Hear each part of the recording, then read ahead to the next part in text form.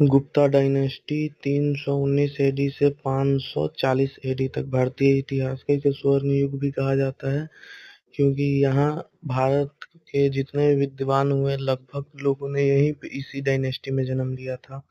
इसके संस्थापक थे श्रीगुप्त और उसके बाद आए घटोत्कच। श्रीगुप्त का कोई कहीं वर्णन नहीं मिलता, बस एक सिक्के पे श्रीगुप्तम लिखा हुआ था, वहीं से पता चला।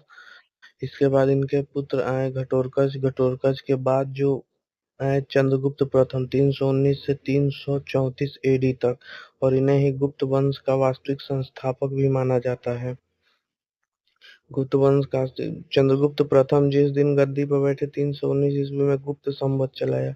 319 ईस्वी में गुप्त संवत चलाया।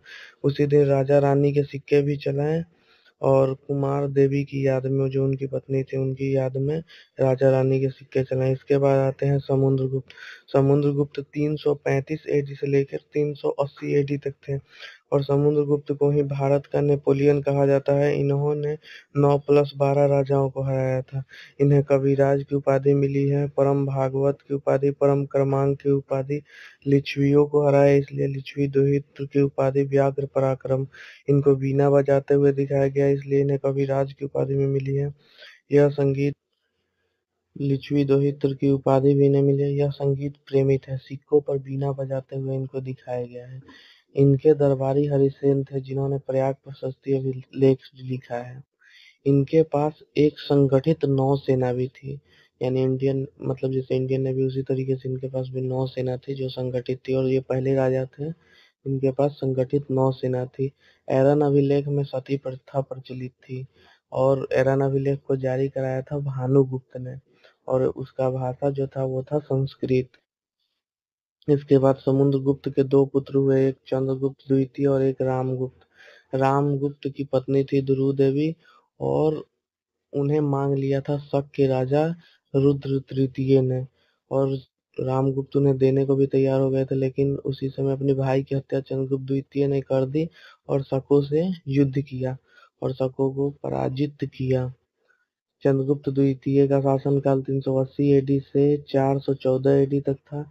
इनकी उपाधि शकारी की थी, शकों को पराजित किया इसलिए विक्रमांक की थी, परम भागवत की थी, और विक्रमादित्य में 14 विक्रमादित्य में से ये एक थे। परम भागवत की उपाधि चंद्रगुप्त मौर्य के भी थे, लेकिन जहाँ भी क्वेश्चन में आएगा वहाँ हम इन्हीं को ज्यादा मतलब विशेष रूप से देखेंगे। इसके बाद इन्होंने विक्रमी संवत चलाया 57 बीसी में। किसने चलाया था? उज्जैन के राजा ने।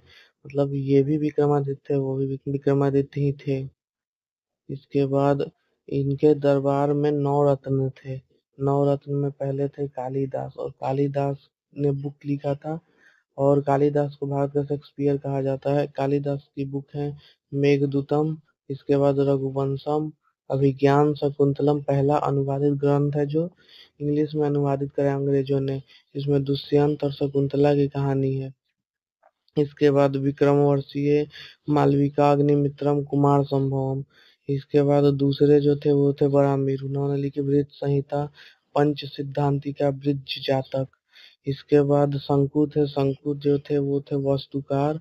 छपनक थे ज्योतिष। अमरकोश का कुछ ऐसे मिलता नहीं है, बस नाम मिलता है। इसके बाद घट करपर जो थे वो थे मुख्य सलाहकार। धन्वंतरी थे चिकित्सक व रुचि थे। इसके बाद बेताल भट्ट जादूगर थे।